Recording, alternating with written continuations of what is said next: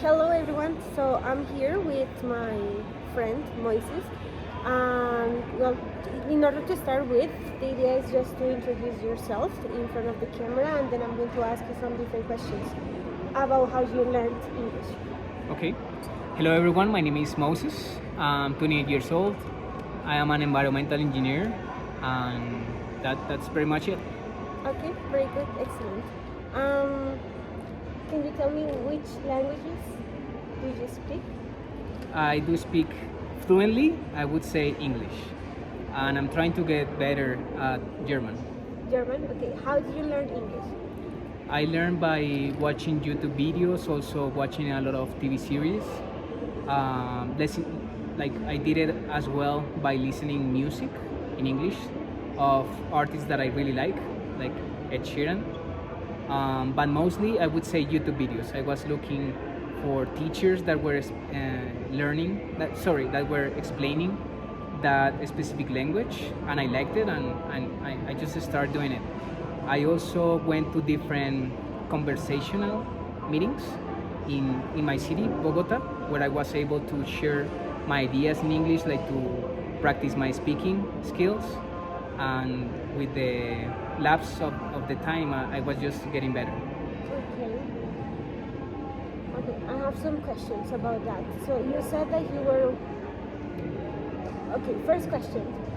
When did you start learning, or when did you start that journey of learning English by your own? By my own, it started in 2016. I remember that specific year because I was studying at Libre University, and in there I was taking English 1. There was this teacher that I really liked, and just by taking his classes, I just got the feeling that I needed to learn English. So that's when it started, like second semester of 2016. Of environmental engineering. Yeah, I was studying that career as well in that specific university. Okay, okay, good. And what conversational meetings? What kind of conversational meetings? There was one really famous in Bogota that was called Dame tu lengua. That's a really common one, but I was going to that one and one that is called just Meetup. That's the name of the app. So you can sign in right there with your email, and you can find different meetings or of different topics. So the meetings I was going to were specifically to share languages. So you could either practice French, English, German, Portuguese one time. So I just did that like weekly on Saturdays for maybe 6 months, and that really helped me a lot because when I was watching videos in my house, I was just repeating what the teacher was saying in the YouTube video, but I wanted to do the same thing with a person right in front of me. So that's what I did. Interesting. Why did you learn English at first? At the beginning, to be honest, it was because I dreamed that. I mean, it was related with my teacher also, and with the English class that I was taking. Mm-hmm. But I dreamt that I was in Museo del Oro, and that I was just seeing the Poporo, that it is the most famous thing in that specific museum. But when I dreamt about it, I remember that I was speaking with someone in English, so I dreamt that. And when I woke up, I remember that I said that I want to learn English, and the rule that I had for my own that I wanted to learn it without paying anything to anyone. So that's pretty much the reason I started. Okay, so now I'm going to ask you questions that I have prepared for you. The first question is, how has English been part of your professional life? For example, in call centers or your career in environmental engineering? Well, my first professional like journey was entirely focused on English because I have like 4 years of experience in the call center industry. So it was mainly in English, so that was key just to be hired, right? That helped me a lot because I was speaking with native people every single day during every single call. So that helped me a lot with my listening, with my speaking skills, and my understanding of any usual conversation. So that was key for the call center industry. Now, if I'm talking about specifically my career, environmental engineer, I just graduated last year, so I have only 1 year of experience in that specific role, and it has helped me a lot because, to be honest, in the group I am part of right now, that it is the sustainability team, there is only one person that speaks English besides myself, and that will be my boss. So when we're having meetings with investors, when we're having meetings with stakeholders that are interested in selling us some sensors, some information that we're going to be doing to develop our projects, it's important to be able to kind of transmit or share the ideas that we want to develop. And in order to do that, we have to be fluent, or at least a bit clear in English. So that has been key for me, and it is one of the strong suits that I have in my current company right now. So that's key as well. English, I would say, is right now something that you have to acquire. It doesn't matter if you're working in a call center industry or an engineer one. Okay. Are you the only one who speaks English at your company? Only, like, it would be my boss and I, only the two of us that can actually express something in a kind of a good manner. It would be the two of us only. But right now my boss, because she's interested in every single one speaking English, she started this exercise of every Wednesday from 10 a.m. to 11 a.m. we are going to be having a meeting for 1 hour in English, and we have been doing that for 3 weeks now. So my role in there is to actually correct my colleagues, but it has been fun. But she knows that English is key, so that's why she started that specific exercise. Like 3 weeks ago, we started having that specific meeting, 1 hour per week, in which every single one of us is going to be speaking in English, and it has been great and fun as well. Did you know when you started working at this job that English was a key for you? I didn't know that it was key. I knew it in the moment I got the interview, because there was a friend of mine who was the one that offered me the job, but he didn't tell me that English was going to be one of my strong suits. But later on, I learned that was one of the main reasons I was hired, because the only person that was speaking English was my boss, not even my friend. So I remember that during that interview, she just said to me, "Is there any way I can switch to English to test your English level?" I said yes, and we started. She liked it, and that's the main reason I was hired, because I didn't have experience like in the engineer thing. So yeah. Would you say that if you didn't know English, would you be hired? No, I know for a fact that it's not the case, because 4 months after being hired, I just got a conversation with my boss, and she was worried that I didn't have any experience, like that all the 4 years of experience that I had were only in call centers. I mean, she knew that I knew English, or at least that I can communicate using English, but she kind of placed in a balance knowing English and my professional experience that was none at all. So she just kind of literally took a leap of faith with me, and it worked. Okay, thank you so much. Okay, in your learning process, okay, let's talk about that. When you were at the university, and that you got as a motivation your English teacher and the rest of the things that you had in mind, did your learning process come naturally, or did it take a lot of effort? What would you say? It didn't. I don't feel that it was effort, because I was having fun. So I think that was key for me. I had the opportunity to learn German, like taking classes, because of my university as well.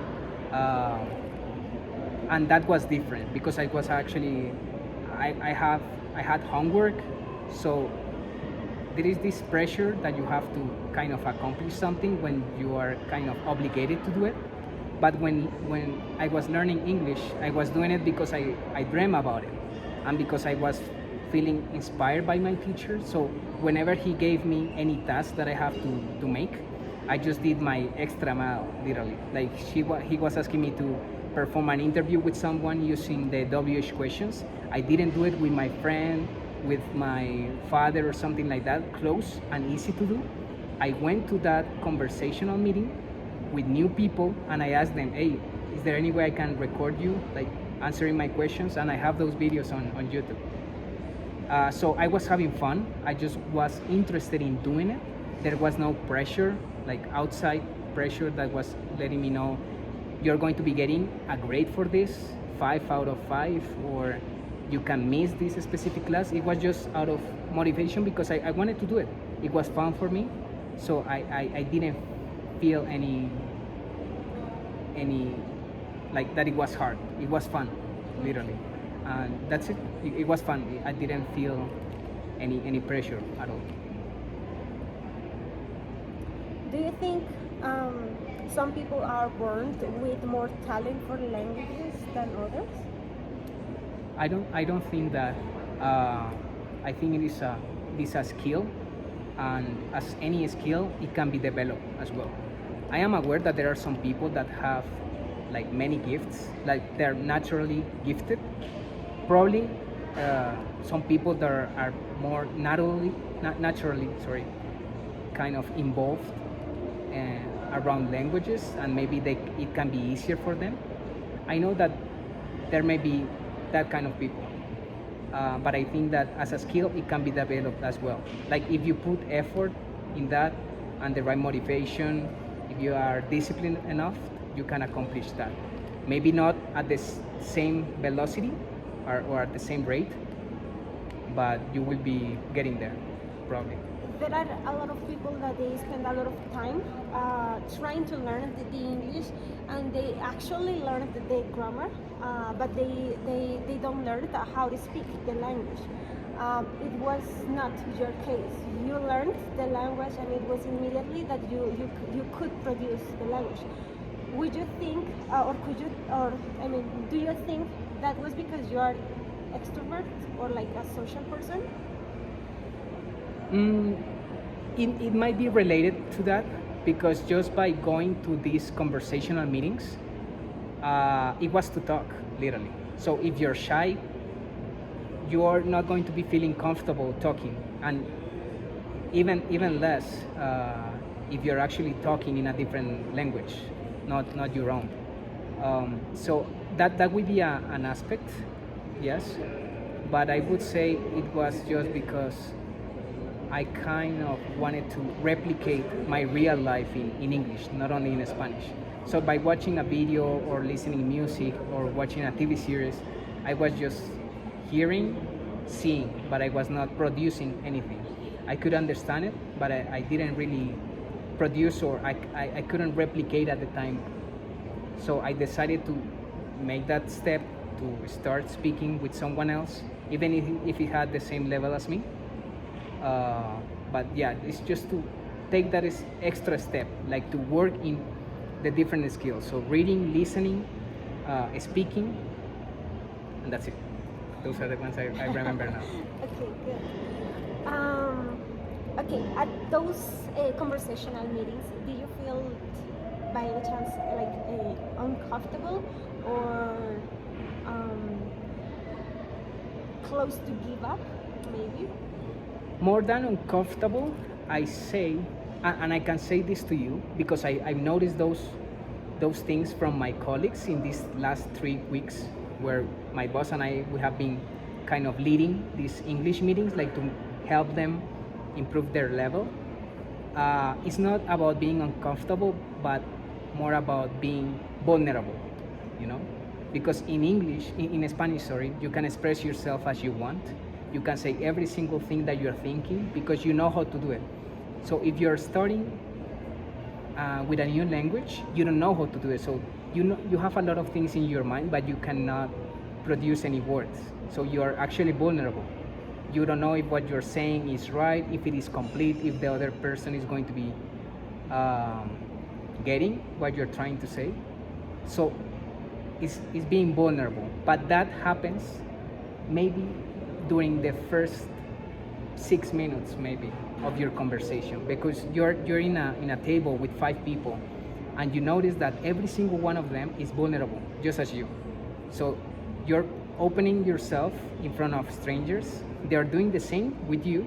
So there is one moment, usually after 5-6 minutes of talking, that you're like, okay, we're all the same, we're all practicing, maybe he's better than me right now, but we're improving. We're here because we want to get better at English. So it's being vulnerable, but after a moment, after that kind of effort that you make, you will feel more comfortable and more secure of what you're doing.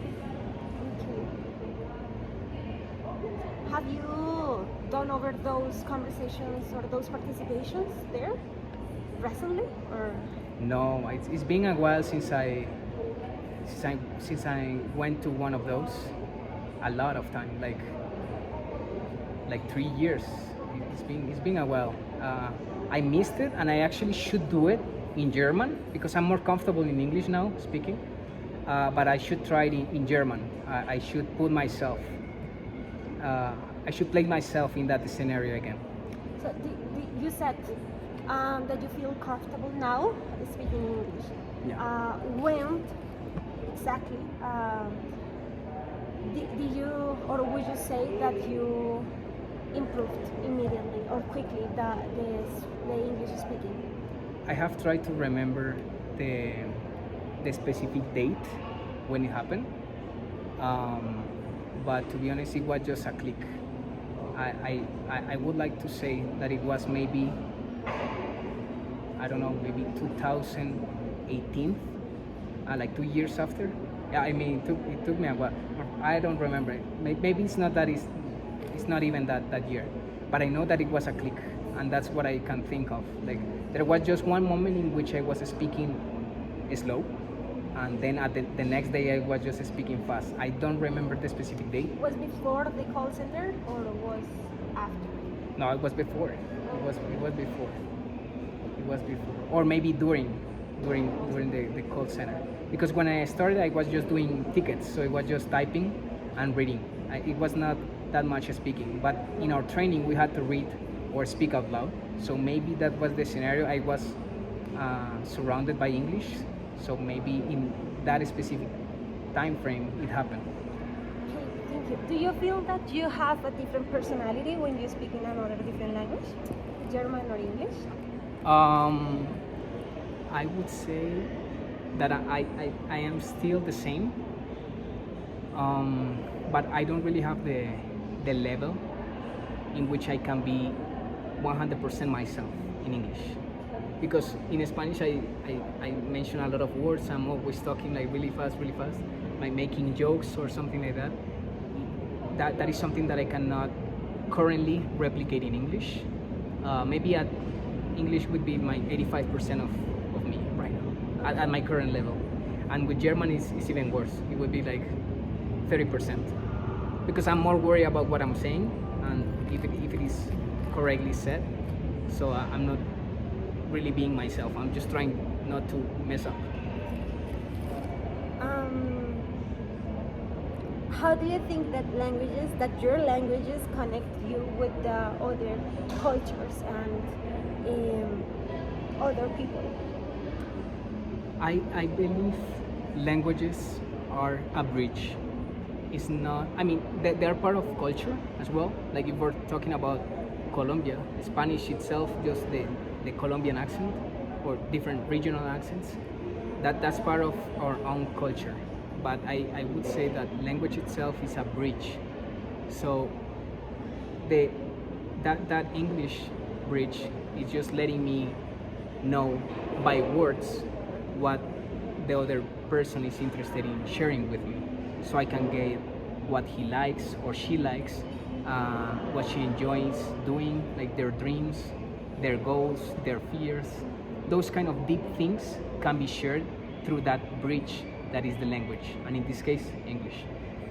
Since it is the most common one, like it is said that every single person should speak English, so it's great that you can communicate, or at least try to communicate with someone that is from a different continent. So it's a bridge. To me, it's a bridge, and as a bridge, you can cross from one place to another. Have you traveled abroad? Yeah, What places have you traveled? I went to Europe in 2022. I had a connection flight in Georgia, in the U.S. But I was speaking there only with the guards. But yeah, in Europe, mainly Europe, and that's the language that I used to communicate myself. Even when I was in even when I was in France, I didn't know French, so I did it with English, and they were able to like answer to me, reply to me in English. Have you ever felt differently because of your accent, or have people treat you differently because of the accent, or because of your native language? In the call center industry, because of my accent, some of them said to me that I had a strong accent, even though my kind of countrymen, Colombian people, they have said that I have good pronunciation, not every single time, but that I have good pronunciation. So for me, it was shocking when a native speaker was saying to me, you have a strong accent. So I don't take it personal, to be honest, but I've had those issues. But specifically with people that is actually native, but they're also bad people. So they were being mean to me. But usually with great people, they just say, "Oh, you speak great," and that's it. At least you can communicate with me. You can understand deep ideas. So that's fine. It depends of the people. People is usually nice, especially if you're actually learning. Okay, we are almost finishing. Okay, due to the fact of knowing English, do you think it has opened professional doors for you, or changed how people see your work? Yeah. I've noticed that more in my job as engineer, because in the call center everyone spoke English, so that's normal. That's just one of the attributes that you have to have. But in my engineer role right now, like I'm always in the meetings that we're having with the stakeholders, or with the people who is interested in investing in our projects, because we handle international projects. So they're Australian, they're American, they're French. So the common language that we're sharing ideas with, prices, schedules of delivery, is always in English. So when my boss is thinking if who will be there to support what I'm interested in sharing, is Moises. I'm the only one right now. We're working on that, but I think that more than doors, I think you said, like it was opening doors, it is giving me more opportunities, or it's giving me a spotlight at least of, oh, this is the one I can get assistance with if I'm interested in having a meeting in English. Thank you. What advice would you give to someone who is starting to learn another language?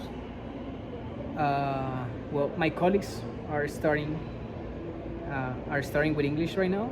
So what I suggested to them is that they have to be really, really immersed in the language. So I suggest to them to change their settings of their cell phone to have every single thing in English.